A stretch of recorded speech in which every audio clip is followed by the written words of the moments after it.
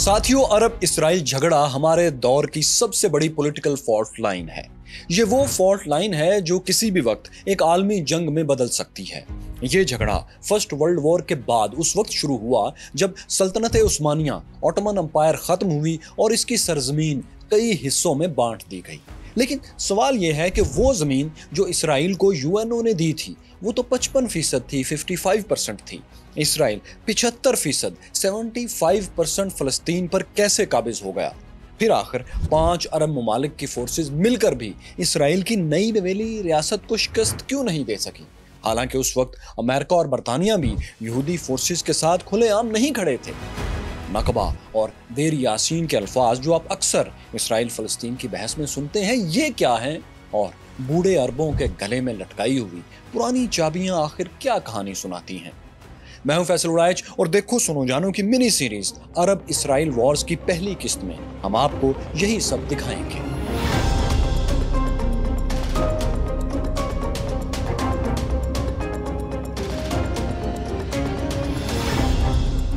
साथियों, इस नक्शे के मुताबिक अरब इसराइल जंग की वजह तकसीम का वो प्लान था जो यूएनओ की जनरल असेंबली ने 29 नवंबर 1947 में मंजूर किया था। इस प्लान के हक में 33, 33 और मुखालफत में 13 वोट्स आए थे। अमेरिका, सोवियत रूस और कनाडा ने इसकी हमायत में, जबकि पाकिस्तान, भारत, ईरान और सऊदी अरब ने इसके खिलाफ वोट दिया था। इस प्लान के तहत फलस्तीन के 5,70,000 यहूदियों को फलस्तीन का 55%, 55%, जबकि 12 लाख अरबों को, 1.2 मिलियन अरबों को फलस्तीन का 45%, 45% हिस्सा दिया जाना था। इस प्लान में 2 बड़ी वाज़ेह खामियां थीं। एक ये कि अरबों को मेजॉरिटी के बावजूद कम जमीन दी जा रही थी। दूसरी खामी ये थी कि जो 2 रियासतें प्रपोज की गई थीं इस नक्शे में, उनका जोग्राफिया आपस में तकसीम था। इस तरह से तकसीम था कि एक फ़लस्तीनी को अपनी ही रियासत में सफ़र करने के लिए दूसरी रियासत से यानी इसराइल से बार बार गुजरना पड़ता था। ये तकसीम का अजीबोगरीब फार्मूला यहूदियों ने फौरी कबूल कर लिया। वो खुशियां मनाने लगे। उन्हें तो बहरहाल सदियों बाद एक अपनी रियासत मिल रही थी। लेकिन अरबों ने इसे मानने से साफ इनकार कर दिया। उनके लिए तो ये सारा फ़लस्तीन दरियाए उर्दन से समंदर तक, मेडिटरेनियन सी तक उनकी सरजमीन थी। वो यहूदियों को आउटसाइडर्स समझते थे और ये बात हकीकत भी थी, क्योंकि ज़्यादातर यहूदी जो यहाँ आए थे वो तो इस सरजमीन पर पैदा भी नहीं हुए थे, बल्कि सेकेंड वर्ल्ड वॉर के बाद कश्तियों में सवार होकर वो यहाँ मुसलसल पहुँच रहे थे। सो अरबों ने यूएन प्लान रिजेक्ट कर दिया और जंग की तैयारियाँ शुरू कर दी। दूसरी तरफ यहूदी भी अपना कब्जा बरकरार रखने के लिए असलहा जमा करने लगे। यूएन प्लान की मंजूरी के साथ ही यहूदियों और अरबों ने एक दूसरे पर दोस्तों हमले शुरू कर दिए। लेकिन ये लड़ाई फ़लस्तीन के अंदर लड़ी जा रही थी, जिसमें अभी हमसाया अरब ममालिक यानी मिस्र, उर्दन, शाम वगैरह शामिल नहीं हुए थे। मतलब एक तरह की ये खाना जंगी थी। इसकी वजह ये थी कि फ़लस्तीन एक आलमी मैंडेट के तहत बरतानवी कंट्रोल में अभी तक था। फ़लस्तीन में हज़ारों बरतानवी फ़ौजी मौजूद थे, जिनकी मौजूदगी में कोई बैरूनी फोर्स, कोई अरब मुल्क वहाँ पर दाखिल नहीं हो सकता था। ब्रिटिश मैंडेट की मुद्दत 14 मई 1948, 14 मई 1948 के रोज़ ख़त्म होना थी। उस वक्त तक फ़लस्तीनी अरबों को यहूदियों के खिलाफ सारी जंग अपने तौर पर ही लड़ना थी। अब देखिए कि फ़लस्तीनियों के मुकाबले में यहूदी वहाँ पर बहुत ज़्यादा मुनज़्ज़म थे। वो यहूदी लीडर बिन गुरियान की कमान में मुत्तहिद थे, यानी उनके पास एक मरकज़ी लीडरशिप थी। फ़लस्तीन में बिखरी हुई तमाम यहूदी बस्तियों के लिए एक बाकायदा जूइश आर्मी भी तैयार कर ली गई थी, जो बिन गुरियान को जवाबदेह थी, उसकी कमान में थी। इसी फौज को दोस्तों बाद में इसराइल की नेशनल आर्मी बनाया गया और इसे IDF यानी इसराइली डिफेंस फोर्स का नाम दिया गया। इस फौज के अलावा कुछ ताकतवर पैरामिलिट्री फोर्सेस भी मौजूद थीं, जो कि IDF की इत्तेहादी थी। यहूदियों ने अपने देहात की हिफाजत के लिए ऐसी ही फोर्सेस तैनात कर रखी थीं। देहात के गिर्द बाड़ लगाकर करंट छोड़ दिया गया था। इसके अलावा अहम पोजीशंस की हिफाजत के लिए बारूदी सुरंगें बिछा ली गई थी। हर यहूदी आबादी के लोग अपनी हाई कमान से राब्ते में रहते थे और पूरी प्लानिंग से कोई भी कार्रवाई करते थे। यहूदियों ने ऑपरेशन दालित के नाम से एक मंसूबा भी तैयार कर लिया था कि कैसे ब्रिटिश मैंडेट के ख़त्म होते ही उन्होंने फ़लस्तीन का कंट्रोल संभाल लेना है। दूसरी तरफ फ़लस्तीनियों के पास ना तो कोई मरकज़ी कमांड एंड कंट्रोल सिस्टम था, ना कोई मरकज़ी लीडर था और ना ही वो आपस में मुत्तहिद थे।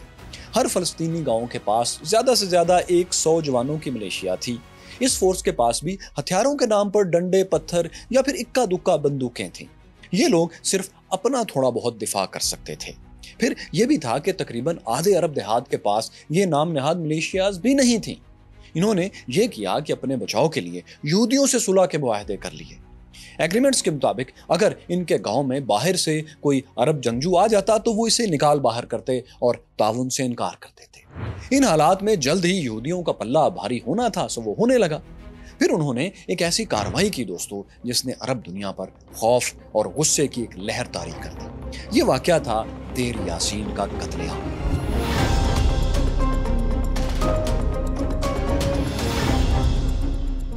क्यूरस फेलोज देर यासीन बैतुल मक़दस के पुराने शहर के करीब एक छोटा सा फलस्तीनी गांव था।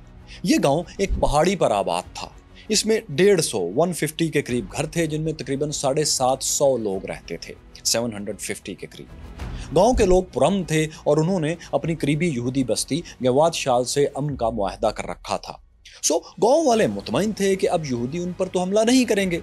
लेकिन यहूदियों का, ज़ायोनिस्ट का प्लान कुछ और था। उन्होंने इल्ज़ाम लगाया कि देर यासीन में कुछ इराकी और या शामी जंगजू छुपे हुए हैं, वो हमारी आबादियों पर फायरिंग कर रहे हैं। 9 अप्रैल 1948 की सुबह 120 यहूदी सिपाहियों ने देर यासीन गांव पर हमला कर दिया।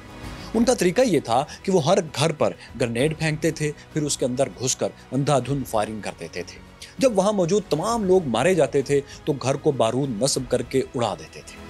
इस हमले में गांव से होने वाली जवाबी फायरिंग में 4 यहूदी सिपाही हलाक भी हो गए, लेकिन जाहिर है ये दिफा बहुत मामूली नोयत का था। जल्द ही दिफाई बंदूकों वाले चंद लोग मारे गए। इनके साथ यहूदियों ने सिविलियंस का भी कत्लेआम कर दिया। यहूदी हमलावरों में शामिल एक सिपाही ने बाद में बताया कि उसने 2 अरब लड़कियों को एक दीवार के साथ खड़ा करके गोलियां मार दी थीं। कई लड़कियों को ज्यादती का निशाना बनाने के बाद फिर मौत के घाट उतारा गया। देर यासीन में कम से कम 120 सिविलियंस को कत्ल किया गया था। बाकी पूरी आबादी को गांव से निकालकर घर गिरा दिए गए। यह कार्रवाई एक नई यहूदी स्ट्रेटजी का हिस्सा थी। इस स्ट्रेटजी का खुलासा यह था कि जिस अरब गांव से भी उन पर हमला हो या हमले का खतरा हो या उसे खाली करवाना मकसूद हो तो उस पर कोई इल्जाम लगाकर उस पर हमला किया जाए, उसे तबाह कर दिया जाए और फिर तमाम लोगों को वहां से निकाल दिया जाए या फिर मार दिया जाए। इससे वो खौफ फैलाकर बाकी देहात को भी वार्न करना चाहते थे कि हमारे आने से पहले या तो देहात को खाली कर दें या फिर मरने के लिए तैयार हो जाएं। इस्राएली पॉलिसी जो थी ये आज भी उसी तरह रूबा अमल है। आज भी इस्राएली फोर्सेस इसी पॉलिसी पर अमल करते हुए आबादियों को निशाना बनाते हैं। तो बहरहाल दोस्तों, देर यासीन का पूरा गांव सफाए हस्ती से मिटा दिया गया। इसके चंद मकानात ही बाकी बचे थे जो आज यरूशलेम के एक हॉस्पिटल में शामिल कर दिए गए हैं। लेकिन सिविलियंस के कत्लेआम ने अरब दुनिया के साथ साथ बहुत से यहूदियों को भी हिला कर रख दिया। यहूदियों की मरकजी फौज के कमांडर्स ने इस वाक़े पर ज्यूश मिलिशिया को बुरा भला कहना शुरू कर दिया। यरूशलेम के चीफ रब्बी ने हमले में हिस्सा लेने वाले यहूदियों को अपनी कम्युनिटी से निकालने का ऐलान किया। फ़लस्तीन में यहूदियों की मरकजी तंजीम ज्यूश एजेंसी ने उर्दन के हुक्मरान किंग अब्दुल्ला, जो कि उस वक्त अरब दुनिया के एक अहम लीडर थे, उन्हें खत भेजकर इस हमले पर माफ़ी भी मांगी। ताहम किंग अब्दुल्ला ने इस माफ़ी को मुस्तरद कर दिया। इस मामले की संगीनी को देखते हुए जिस यहूदी फोर्स ने यह कत्लेआम किया था उसने भी एक लिखा हुआ बयान जारी किया। इस बयान में उन्होंने बताने की कोशिश की कि यह हमला उनकी तरफ से कोई जुल्म तो नहीं था। बयान में उन्होंने लिखा कि हम चाहते तो सरप्राइज अटैक करके ज्यादा लोगों को हलाक कर सकते थे, लेकिन हमने अपनी जिंदगियां खतरे में डालकर गांव वालों को वहां से चले जाने की पहले वार्निंग दी थी। हमारी वार्निंग की वजह से बहुत सी खवातीन और बच्चे अपनी जानें बचाने में कामयाब रहे। हमने 150 खवातीन और बच्चों को खुद महफूज मुकाम पर मुंतकिल किया, जबकि इस्राएली फौज जो अब हमें इखलाकियात के लेक्चर्स दे रही है उसे हम याद दिलाना चाहते हैं कि उन्होंने भी एक गांव पर हमला करके औरतों और बच्चों को नाहक कत्ल किया था। लेकिन दोस्तों, यहूदी अब कुछ भी कहते या करते तीर कमान से निकल चुका था और तमाम यहूदियों का बहरहाल इस कत्लेआम में फ़ायदा हो चुका था। देर यासीन के हमले ने अलबत्ता अरबों में नफरत और खौफ पैदा कर दिया था। यहूदी आबादियों के करीब बसने वाले अरबों के फ़लस्तीनी देहात अब अपने बीवी बच्चों को साथ लेकर अपने घरों को छोड़कर ताले लगाकर भागने लगे थे। यहाँ से दोस्तों उस हिजरत का आगाज़ होता है जिसे अरब दुनिया में नकबा यानी तबाही, अपने घरों से बेदखली के नाम से याद किया जाता है। देर यासीन सानहे के बाद जवाब देने की बारी अब अरबों की थी। यहूदी लीडर बेन गोरियन ने सुलह की कोशिश की। उन्होंने एक यहूदी लीडर गोल्डा मायर को खुफिया तौर पर उर्दन भेजा, जो बाद में गोल्डा मायर इसराइल की वज़ीर आज़म भी रही। उन्हें तो गोल्डा मायर एक अरब खातून का रूप धार कर उर्दन पहुंची। उन्होंने किंग अब्दुल्ला से मुलाकात की और उनसे कहा कि वो इस मसले का कोई पुरअमन हल निकालने की कोशिश करें। शाह उर्दन ने जवाब दिया कि देर यासीन में जो कुछ आपके लोगों ने किया है उस पर अरब अवाम सीख पा हैं, वो भड़क उठे हैं।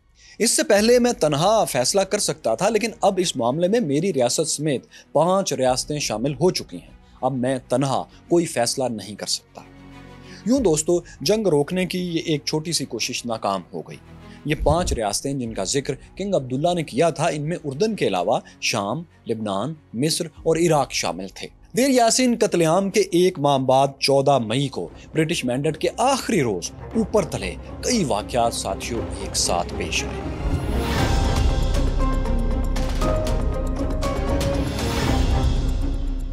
साथियों, 14 मई की रात दरियाए उर्दन के मशरकी किनारे पर किंग हुसैन ब्रिज के पास एक शख्स खड़ा था। उसकी नजरें बार बार अपनी रिस्ट वॉच पर जा रही थीं। जैसे ही रात के 12 बजे उसने पिस्टल निकाला और हवा में फायर कर दिया। ये शख्स कोई और नहीं, उर्दन के किंग अब्दुल्ला थे। फायर होते ही हजारों फौजी ब्रिज क्रॉस करके फलस्तीन में दाखिल होने लगे। ऐन उस वक्त अरब तैयारे मुख्तलिफ बेसिस से फजा में बुलंद हुए। उनकी मंजिल तल अबीब था, जहां बिन गोरियान ने यहूदी रियासत के क़याम का ऐलान किया था। इस ऐलान के कुछ ही देर बाद अमेरिका इसे तस्लीम भी कर चुका था। बिन गोरियान ने रेडियो से अमरीकी अवाम के लिए शुक्रिया का पैगाम नशर करवाना शुरू किया। जब ये पैगाम नशर हो रहा था तो तल अबीब में ऊपर तले धमाके होने लगे। बिन गोरियान ने लाइव कहा, ये जो धमाके आप सुन रहे हैं ये अरब तैयारे तल अबीब पर बमबारी कर रहे हैं। इस बमबारी से तल अबीब में कुछ इमारतें तबाह हुई और कुछ जानी नुकसान भी हुआ, ताहम इसराइलियों ने भी एक मिस्री तैयारे को मार गिराया। अगले चंद रोज के अंदर 5 अरब ममालिक उर्दन, शाम, लिबनान, मिस्र और इराक की फौजें फलस्तीन में दाखिल हो चुकी थी। ये पहली अरब इसराइल जंग का आगाज था, जिसे इसराइल अपनी जंग आज़ादी वॉर ऑफ इंडिपेंडेंस कहता है। दोस्तों, अरब ममालिक ने बज़ाहिर तो एक बड़ा हमला कर दिया था। इनके पास तोपें, टैंक्स और तैयारे भी थे जो कि अभी इसराइल के पास नहीं थे। होना तो ये चाहिए था कि ये फौज यहूदियों पर भारी पड़ती, लेकिन इसके पास मसला ये था कि मैन पावर की शदीद कमी थी। महज 23,000 सोल्जर्स इनके पास थे। ये फौज इसराइली स्टेट पर कब्जे के लिए बिल्कुल नाकाफी थी। फौज में ज्यादातर जो सिपाही थे वो ट्रेंड भी नहीं थे। इनके पास ऑन पेपर 75 तैयारे थे, 40 टैंक्स थे, 372 बंद गाड़ियां थीं और 140 तोपें थीं। लेकिन इनमें बहुत से हथियार और तैयारे तो नाकारा थे, इसीलिए ज्यादातर मैदान जंग में आ भी नहीं सके। अरब फोर्सेस में सबसे ताकतवर उर्दन की फौज थी, जिसे अरब लीजन कहा जाता था। ये तरबियत याफ्ता सोल्जर्स थे और निस्बतन जदीद हथियारों से लैस थे। इसके ऑफिसर्स भी ब्रिटिश और ऑस्ट्रेलियंस थे। ये फौज ब्रिटिश मैंडेट के तहत पहले भी फलस्तीन में सर्व कर चुकी थी और यहूदी इससे डरते थे। लेकिन इस फौज की कुल तादाद भी महज 10,000 थी। इसमें से भी सिर्फ 6,500 सोल्जर्स ही लड़ने के लिए मैदान में उतर सके। तो ये जो भी था, इसी के साथ अरब फोर्सेस ने फलस्तीन में पेशकदमी शुरू कर दी। यहाँ अरब लीजन को यानी उर्दन की फौज को एक तारीखी कामयाबी भी मिली। आप जानते हैं कि बैतुल मक़दस 1917 से अंग्रेजों के कब्जे में था। 15 मई को बरतानवी फौज शहर खाली कर गई। यह शहर अब 2 हिस्सों में तकसीम था। मशरकी हिस्सा ईस्टर्न साइड ओल्ड सिटी था, जहां मस्जिद अक्सा और दीगर मुकामात मुक़द्दसा थे। इसे ही बैतुल मक़दस कहा जाता था। जबकि दूसरा हिस्सा वेस्टर्न यरूशलेम था, जो कि नया आबाद हुआ था। यहाँ यहूदियों की मेजॉरिटी थी और इनकी फोर्सेस भी यहाँ मौजूद थीं। ओल्ड सिटी के लोगों ने किंग अब्दुल्ला को टेलीग्राम भेजना शुरू कर दिए कि यहूदी हम पर कब्जा करने आ रहे हैं, हमारी मदद के लिए अरब लीजन भेजें। शाह उर्दन को ये पैगामात मिले तो उन्होंने फौरी तौर पर अरब लीजन को बैतुल मक़दस जाने का हुक्म दिया। 17 मई से अरब लीजन के जवान ओल्ड सिटी पहुंचना शुरू हो गए। उन्होंने शहर में दाखिल होकर तमाम अहम मुकामात पर पोजीशंस संभाल ली। इसके अलावा उन्होंने मगरबी यरूशलेम को तल अबीब से मिलाने वाली सड़क पर मौजूद एक अहम किले पर भी कब्जा करके वहां पोजीशन ले ली। यूं मगरबी यरूशलेम भी उनके मुहासरे में आ गया। इसके बाद दोस्तों, अरब लीजन ने मगरबी यरूशलेम पर दिन रात शदीद बमबारी शुरू कर दी। शहर के एक सीनियर यहूदी अफसर ने दावा किया था कि मगरबी यरूशलेम में कोई घर ऐसा नहीं रह गया जिस पर बमबारी न की गई हो, और कोई खानदान ऐसा नहीं जिसका कोई एक फर्द हलाक या जख्मी ना हुआ हो। 15 मई, 15 मई से 31 मई, 31 मई के दरमियान सिर्फ एक हॉस्पिटल में 1000 हलाक या जख्मी लोगों को लाया गया। मगरबी यरूशलेम का मुहासरा ख़त्म करवाना इसराइली फ़ौज के लिए बड़ा चैलेंज बन गया था। यहूदी फोर्सेस ने उस किले पर, जो कि वेस्ट यरूशलेम और तल अबीब के दरमियान एक सड़क पर वाक़या था, उस पर 5 बार भरपूर हमले किए, लेकिन हर बार शिकस्त खाई। यरूशलेम की नाकाबंदी उर्दन ने जारी रखी। इस ब्लॉकेड से शहर में पानी की किल्लत हो गई और लोगों के लिए पानी का कोटा मुकर्रर कर दिया गया। बहुत थोड़ा पानी उनको एक दिन के लिए मुयस्सर होता था। ताहम कुछ अरसे बाद यहूदियों ने सेंट्रल इसराइल से यरूशलेम तक एक मुतबादल सड़क तामीर कर ली थी, जिसे बर्मा रोड कहते थे। इस सड़क के जरिए यरूशलेम को खाने पीने के सामान की सप्लाई शुरू हो गई और मुहासरे की कैफियत, भूखे प्यासे रहने की कैफियत खत्म हो गई। इधर मगरबी यरूशलेम मैदान जंग बना हुआ था, तो दूसरी तरफ ओल्ड सिटी के अंदर भी दोस्तों लड़ाई हो रही थी। वो इस तरह कि शहर के अंदर यहूदी आबादी वाला इलाका, जिसे जूइश क्वार्टर्स कहा जाता था, वो अभी तक यहूदी फोर्सेस के कब्जे में था। अरब लीजन ने 19 मई को जूइश क्वार्टर पर भरपूर हमला किया। गली कूचों में लड़ाई होने लगी। अरब फोर्सेस की तादाद यहूदियों से 5 गुना थी, 5 टाइम्स ज्यादा थी। उनके पास बख्तरबंद गाड़ियां भी थीं। वो एक एक घर को तबाह करते हुए आगे बढ़ रहे थे। जूइश क्वार्टर्स में मौजूद यहूदी मजहबी रहनुमा रब्बीज ने इसराइल के 2 चीफ रब्बीज को यह टेलीग्राम भेजा कि हमारी कम्युनिटी का कत्लेआम होने ही वाला है। उन्होंने लिखा कि हमारी इबादत गाहें तबाह हो गई हैं, तो रायत के स्क्रोल्स जला दिए गए हैं, हमारे हस्पतालों पर बमबारी हो रही है, हमें आकर बचाओ। लेकिन उन्हें बचाने कोई नहीं आया। इस दौरान अरब लीजन की पेशकदमी जारी रही। 26 और 27 मई को यहूदी क्वार्टर की सबसे बड़ी और मुकद्दस इबादतगाह हरवा इसराइल पर भी अरब जवानों का कब्जा हो गया। उन्होंने इस इबादतगाह को धमाके से उड़ा दिया। आप देख सकते हैं कि इस इमारत के मलबे पर अरब लीजन का एक मुसल्ला जवान खड़ा है। 28 मई के रोज 2 बूढ़े अरबी सफेद परचम लेकर अरब लीजन के कमांडर्स के पास आए और सीज फायर की दरख्वास्त की। अरब लीजन ने सीज फायर कर दिया। इसके बाद जूइश क्वार्टर्स के यहूदी एक जगह जमा हुए और हथियार डालने के मुतालिक वोटिंग की। तमाम लोगों ने सरेंडर के हक में, हथियार डालने के हक में फैसला दे दिया।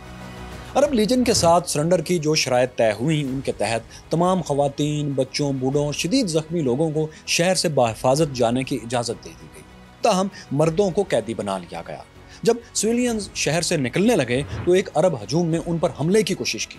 ये लोग देर यासीन सानह का बदला इन लोगों से लेना चाहते थे, लेकिन अरब लीजन के जवानों ने यहूदी सिविलियंस को घेरे में लेकर शहर से बाहर निकलने में मदद की, जहां से फिर वो तमाम लोग मगरबी यरूशलेम चले गए। एक जंगी कैदी ने रिहा होने के बाद बताया कि हम सब अरब लीजन के रवैये को देखकर बहुत हैरान रह गए थे। हमें तो अपने कत्लेआम का खदशा था और हमारा ख्याल था कि यहूदी फौजियों में से तो किसी को भी जिंदा नहीं छोड़ा जाएगा, लेकिन अरब लीजन ने न सिर्फ ये कि हमें बिखरे हुए हजूम से बचा लिया, बल्कि उन्होंने हमारे जख्मियों को भी निकलने में मदद दी। अरब लीजन के सिपाहियों ने खुद जख्मियों को स्ट्रेचर पर उठाया। उन्होंने हमें खाना दिया और हमसे मेहरबानी और महज़्ज़ब तरीके से सलूक किया। यहूदियों के इनखला के बाद दोस्तों अरब मॉब ने उनके घर लूट लिए और इमारतों को गिरा दिया। जूइश क्वार्टर्स की फतह के बाद किंग अब्दुल्ला खुद बैतुल मक़दस आए, जहां उनका शानदार इस्तकबाल हुआ। वो चर्च ऑफ होली सेप्लिका के पादरियों से भी मिले और सबको यकीन दिलाया कि उनके साथ अच्छा सलूक होगा। इस दौरान इसराइली फोर्सेस जुलाई तक मुसलसल ओल्ड सिटी पर हमले करती रही। कई बार शहर पर मार्टर गोले फायर किए गए और तैयारों से भी हमले हुए, ताहम यहूदी ओल्ड सिटी पर कब्जे में नाकाम ही रहे। साथियों, यरूशलेम ओल्ड सिटी यानी बैतुल मक़दस की फतह अरबों की बहुत बड़ी सिंबॉलिक विक्ट्री थी। 1917 में अंग्रेजों ने ओटोमन एम्पायर से बैतुल मक़दस छीना था, लेकिन अब वो एक बार फिर मुस्लिम कंट्रोल में आ गया था। लेकिन ये सिर्फ एक जगह थी जहां फतह हुई थी। बाकी मुकामात पर जंग अरबों की मर्जी के मुताबिक नहीं चल रही थी। हर गुजरते दिन के साथ अरबों की फौजी ताकत में कमी आ रही थी। वो इस तरह के 29 मई 1948 के रोज यूएनओ ने तमाम मुमालिक पर पाबंदी लगा दी कि वो मिडल ईस्ट की जंग में किसी को भी हथियार नहीं बेचेंगे।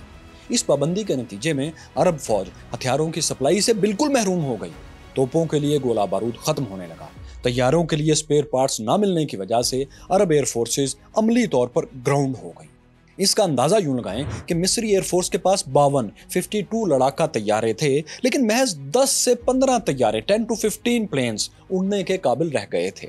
जंग का आलम अब यूं बन चुका था कि हर गुजरते दिन के साथ अरबों की ताकत घट रही थी और यहूदी फोर्सेस की ताकत बढ़ रही थी। वो ऐसे कि इसराइल ने यूरोप और अमेरिका में दौलतमंद यहूदियों से फंड लेकर $129 मिलियन, $12 करोड़ 90 लाख की रकम जमा कर ली। इस रकम से उन्होंने असले की खरीदारी का एक खुफिया नेटवर्क कायम कर लिया। वो ऐसे कि सेकेंड वर्ल्ड वॉर अभी 3 साल पहले ही खत्म हुई थी और इसका बचा हुआ बहुत सा असलहा ब्लैक मार्केट में फरोख्त हो रहा था। यही वेपन्स इसराइली फोर्सेस खरीदने लगी। सिर्फ यूरोप से ही $78.3 मिलियन का असलहा उन्हें पहुंचाया गया। खास तौर पर चीकोस्लोवाकिया से बहुत बड़े पैमाने पर वेपन्स इसराइल पहुंचे। इन हथियारों को इसराइल मुंतकिल करने के लिए यहूदी फोर्सेस ने ऑपरेशन बॉल्क शुरू किया। इसके तहत मशीन गन्स, बख्तरबंद गाड़ियां और दर्जनों तैयारे इसराइल मुंतकिल हुए। इनमें 3 अमेरिकी बोइंग B-17 बमबार तैयारे भी शामिल थे। इसके अलावा बड़ी तादाद में एविया फाइटर्स प्लेन भी इसराइल लाए गए, जिन्होंने इस जंग में सबसे अहम किरदार अदा किया। तैयारों के साथ दोस्तों यूरोप और अमेरिका से सैकड़ों तजर्बाकार यहूदी और गैर यहूदी पायलट्स और टेक्निकल अमला भी इसराइल आया। इनमें कुछ इस नई रियासत में वाकई रहना चाहते थे और बाकी महज एडवेंचर के लिए आए थे।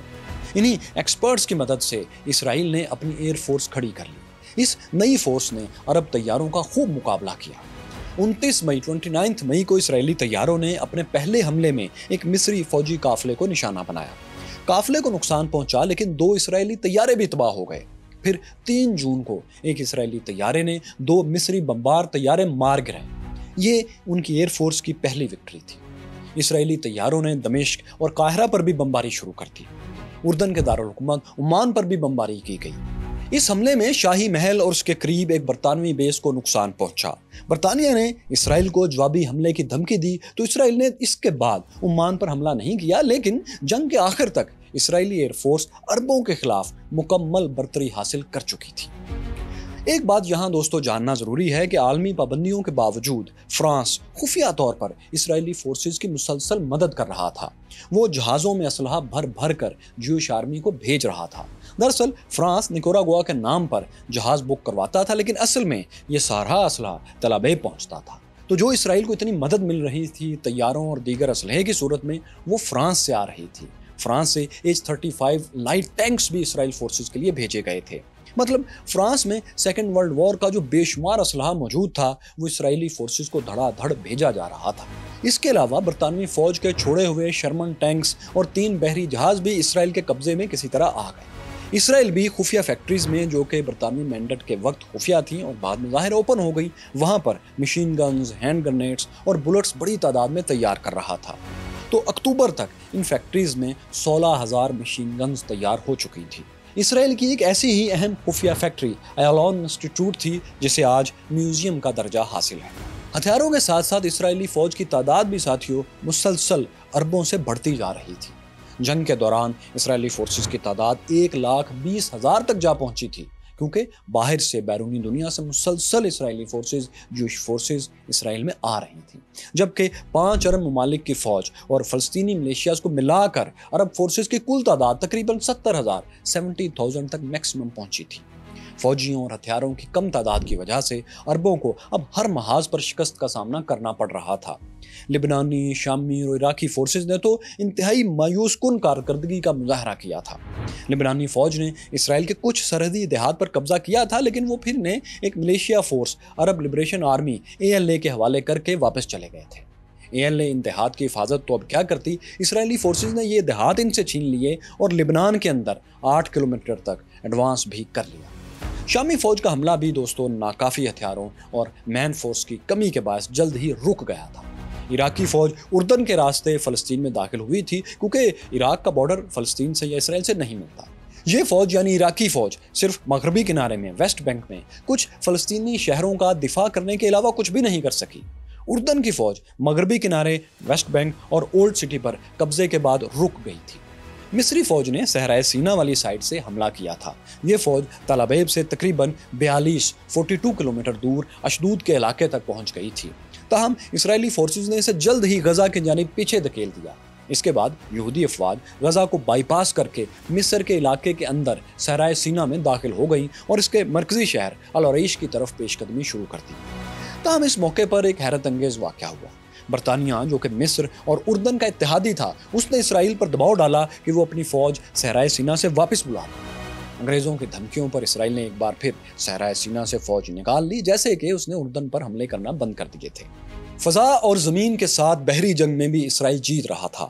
22 اکتوبر کو اسرائیلی کمانڈوز نے غزہ کے ساحل کے قریب بارود سے لدی 3 بوٹس 2 مصری بحری جہازوں سے ٹکرا دی۔ اس حملے میں ایک مصری بحری جہاز امیر فاروق غرق ہو گیا، جبکہ دوسرے جہاز کو بہت زیادہ نقصان پہنچا۔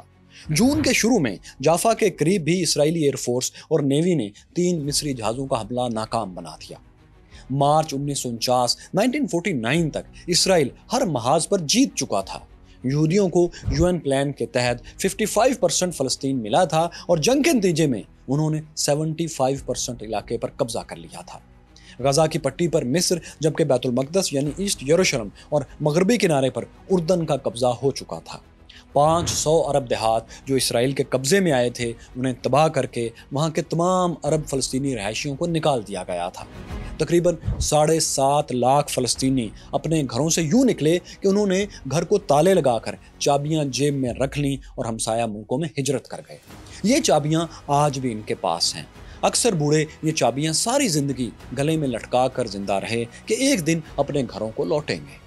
اب ان کے بچے یہ چابیاں ایک نشانی کے طور پر سنبھالے ہوئے ہیں، مگر یہ تمام لوگ آج تک اپنے گھروں کو نہیں لوٹ سکے اور مستقل مہاجر کیمپس میں رہ رہے ہیں۔ آج ان کی تعداد تقریباً 59 لاکھ 5.9 ملین ہو چکی ہے۔ اسرائیل سے فلسطینیوں کا یہی جبری انخلاء دراصل نکبہ کہلاتا ہے، جس کا مطلب تباہی۔ نکبہ کا لفظ آپ اکثر اسرائیل اور فلسطین کی بحث میں سنتے ہوں گے، تو یہ اس کی بیک گراؤنڈ سٹوری ہے۔ یہ تصویر ساتھیوں جو آپ دیکھ رہے ہیں، اس میں ایک یہودی افسر ابراہیم ایڈن موجودہ ساحلی شہر ایلات کے مقام پر اسرائیلی پرچم لہرا رہا ہے۔ اس پرچم کشائی کی تقریب کو 48 وار میں اسرائیل کی فتح کی علامت سمجھا جاتا ہے۔ اس جنگ میں 6373 6373 جیوز مارے گئے، جبکہ 13,000 فلسطینی اور 7,000 کے قریب عرب سپاہی ہلاک ہوئے۔ دوستو، 48 کی جنگ تو عرب ہار گئے تھے، لیکن یہ ذلت وہ بھول نہیں پائے۔ خاص طور پر جمال عبد الناصر جو اس جنگ میں شریک تھے مصر کی طرف سے، بعد میں وہ مصر کے صدر بھی بنے، وہ اسرائیل کے سخت خلاف تھے۔ انہوں نے نہر سویز کو اسرائیلی جہازوں کے لیے بند کر کے یہودی ریاست کی معاشی ناکہ بندی، اکنامک بلاکیڈ کر دیا۔ اس بلاکیڈ کو توڑنے کے لیے اسرائیل نے ایک نئی جنگ شروع کر دی۔ اس جنگ میں مصر کا پرانا اتحادی برطانیہ اسرائیل کے ساتھ مل گیا، جبکہ فرانس آپ جانتے ہیں پہلے سے اسرائیل کے ساتھ تھا۔ تو مصر نے ان 3 بڑی فوجی طاقتوں کے خلاف جنگ کیسے لڑی؟ جنگ میں آخری فتح کس کی اور کیسے ہوئی؟ سوویت روس نے اس جنگ میں کیا کردار ادا کیا تھا؟ یہ سب آپ کو دکھائیں گے، لیکن عرب اسرائیل جنگوں کی دوسری قسط میں۔ فلسطین میں یہودیوں کی آباد کاری فرسٹ ورلڈ وار کا نتیجہ تھی۔ پہلی جنگ عظیم کی مکمل کہانی آپ اس پلے لسٹ میں دیکھ سکتے ہیں۔ یہاں دیکھیے مسلم گولڈن ایج کی کہانی، اور یہ رہی سیکنڈ ورلڈ وار کی پوری تاریخ۔